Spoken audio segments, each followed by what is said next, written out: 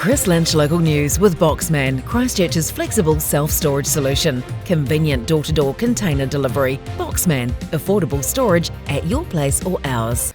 Documentary filmmaker Gaylene Barnes, nice to see you. Thank you so much for your time. Thanks, Chris. Yep, great to be here. Before we get into some of the questions I've got for you, I want to cover off, I understand a staff journalist contacted you wanting information about the documentary, accusing it of being misinformation with the backing of so-called expert of misinformation, Kate Hanna, but she hadn't seen the documentary. What was that all about? I'll correct you there, Chris. It was actually, she accused it of disinformation. Oh, I beg your pardon. I was extremely unsettled by a reporter from staff approaching us without having seen the documentary and making a really bold assumption that it was disinformation, citing Kate Hanna in her reply, in her question, and then asked us for some comment on that. So we replied respectfully and said, look, we're happy to engage and happy to answer your questions. Please send your questions through, but please define what you mean by disinformation. And that, and disinformation means you're actually sending out false information with intent to harm. So it's a really, really rude assumption to make. And particularly she hasn't seen the documentary, and what sort of journalist is that, right? Who would make this? Sorry to interrupt. It gets better though. So she did reply to you in the end, and for the benefits of the audience, tell us her first question. What is the documentary about? And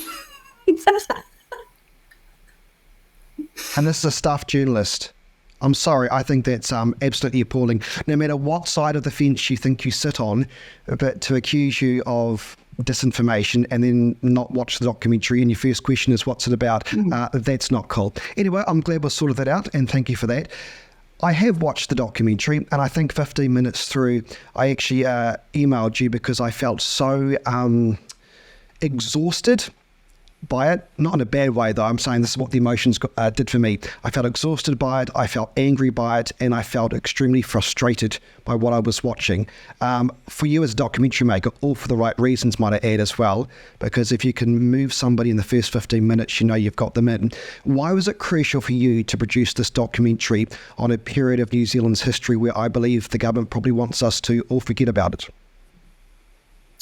There was so much suffering. There was so much harm that was done, particularly with the vaccine work mandates and the vaccine certificate that rolled out, beyond the lockdowns and all the New Zealand citizens that were denied access into our country, which is not something I talk about so much in the documentary.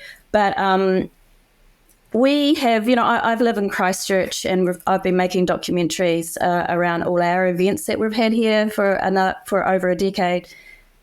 Maybe 2 decades.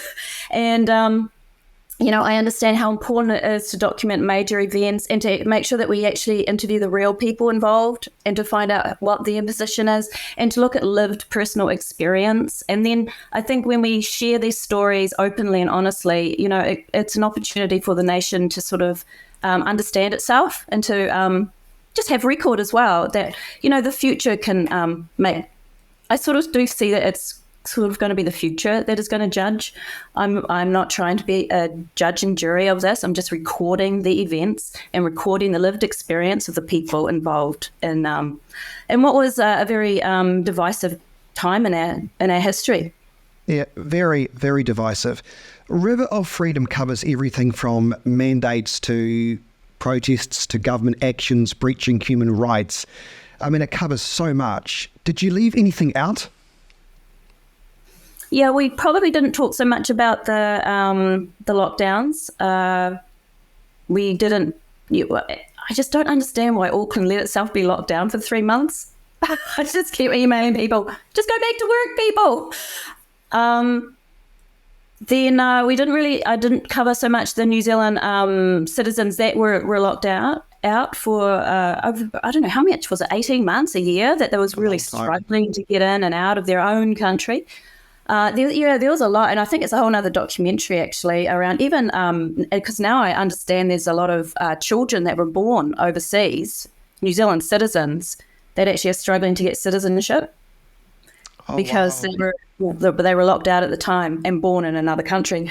That's it's interesting. There's a lot of interesting things that I could cover, but I've really just focused on the conditions that led people to Parliament and to go on the convoy, and why they were determined to stay there. So I'm just sort of tried to keep it quite focused around that event.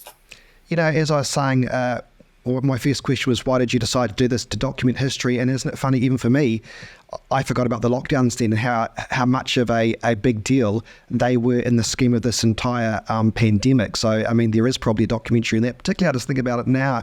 I remember here in Christchurch when the government locked down Christchurch because of several cases in the North Island, and nobody could understand why. It was almost like, the government had forgotten that there is, citizens south of the Bombay Hills, or south of Wellington at least anyway. But I think that's quite important. And, even people who are fans of Labour even noticed, why are we part of this? But anyway, that's probably another story for another day. And the documentary, though, it does highlight how, as you've just pointed out, how the High Court ruled mandates for police and defence force violated the Bill of Rights, and Cabinet was advised it was unnecessary, but it still proceeded with them anyway.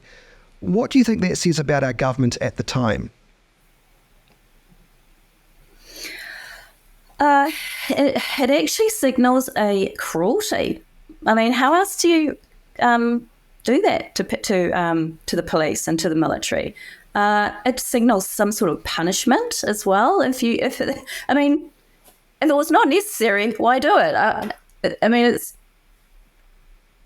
So, I think the advice, I don't know whether the advice came from the Director General of Health or, who was giving them that advice, but to be presented with the advice that mandates are not required and not necessary, probably because they knew that it wasn't going to stop transmission, as we all knew back in, as the vaccine was rolling out, we were putting our hands up saying, doesn't stop transmission, guys. But, I don't understand. Cruel. Another High Court ruling on border management said it breached New Zealand's Bill of Rights. Are you concerned that New Zealanders might forget the events of 2021 and 2022? Because, as I've said, I totally forgot about the lockdowns, and, there could have been a big party documentary, but you chose for it not to be, because then you can't put everything in there. But why should we remember these events?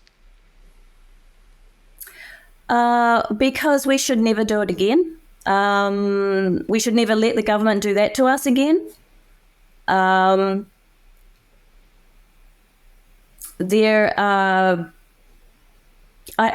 actually don't think that the hundreds of thousands of people who were affected will let that happen again. You talk about it being a divisive time in a history, and it reminded me of some examples I want to give you and get your take on this. I remember when a senior Christchurch City Council manager lost his job because he was unvaccinated, and the press newspaper went about to dehumanise him. A press reporter appeared on his door knocked, as if he was some kind of criminal, to try and get his explanation for that. He lost his job in the end, but he's got another job now. And just the persecution that went against that man simply for his... by the way, I was vaccinated. I'm just going to put that out there. But the fact that he was being deemed some kind of monster that was worthy of a journalist to door knock him, I thought was peculiar and cruel. What do you think? It was pretty much widespread persecution. There were... I just don't know where it came from. No.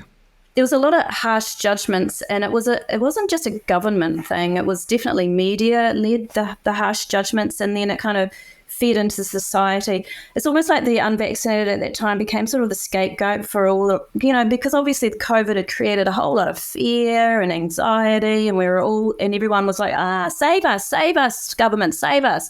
And the government said, hello people, here's the vaccine. Here's a magic potion that will bring you all out of this COVID pandemic crazy, and if everybody gets it, we'll all be fine.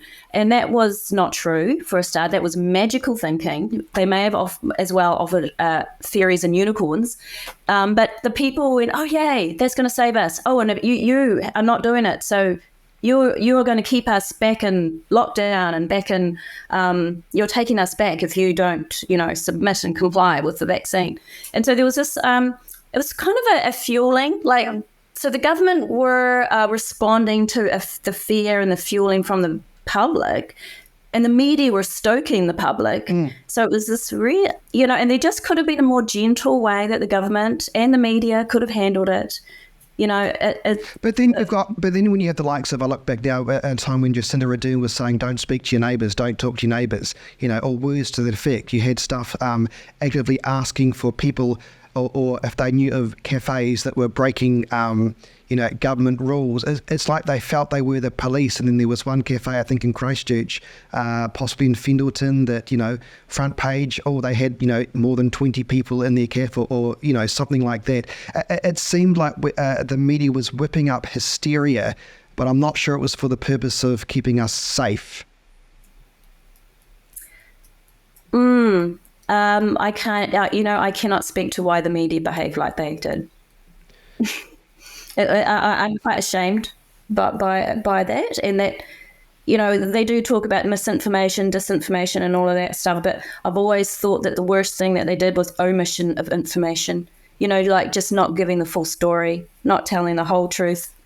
They could have been quite a lot more balanced and actually try to understand, why a cafe would want to break rules, why the councillor didn't want to go and get the Pfizer jab, so they didn't explore those realms. It's just I think in all of history, this whole vaccination thing has always been a bit of a contentious one. Yeah, it has. What is your take on, and I'm wondering if the documentary was kind of based on this or play off his words, what was your take on Minister Michael Wood's description of Parliament protesters as river of filth? Was the title have anything to do with that by any chance? Yeah, it does. My last film I made was called Seven Rivers Walking, Haere Mariri. And so I love rivers. I live by a braided river.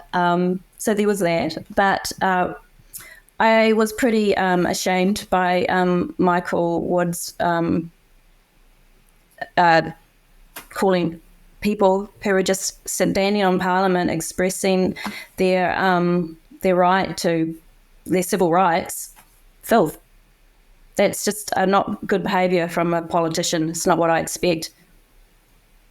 Jacinda Ardern, of course, was quoted as saying, and I think this is in your documentary, I think I've got the right quote, but I might be wrong, the virus was literally seeking out unvaccinated people.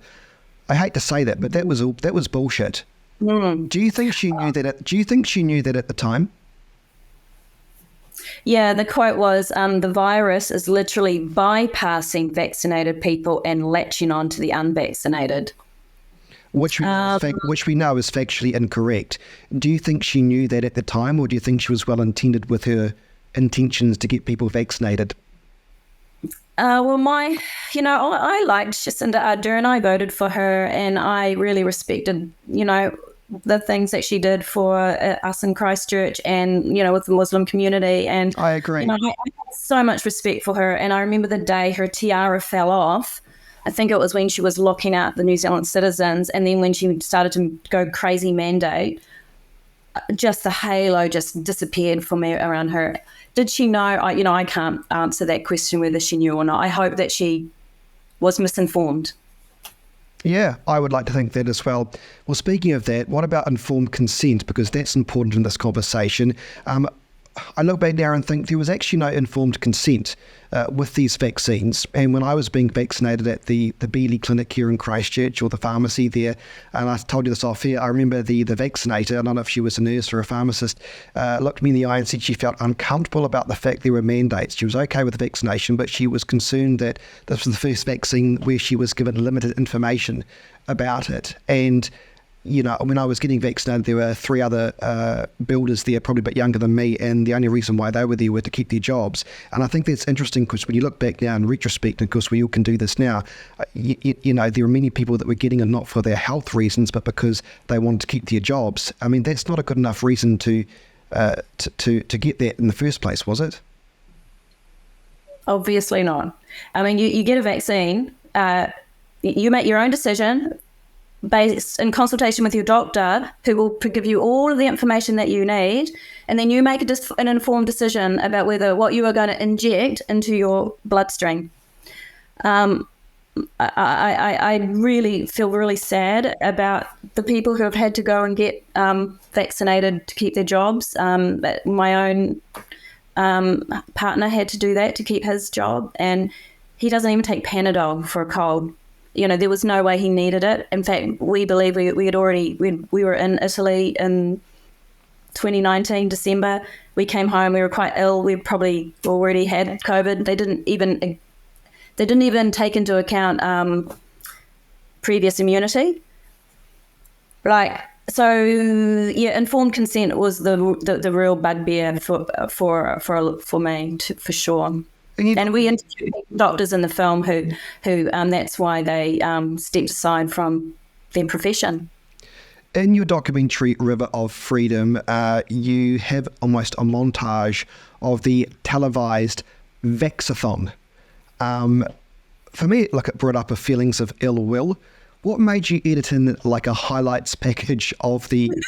I mean, I look at it and I feel unclean watching it now. I did at the time too, to be fair. But yeah, it was so embarrassing, wasn't it? So embarrassing. It was very it was cringy, wasn't that? Yeah. Cringy.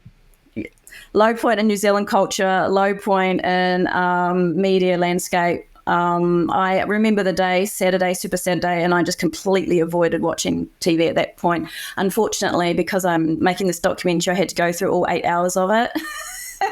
And you poor thing.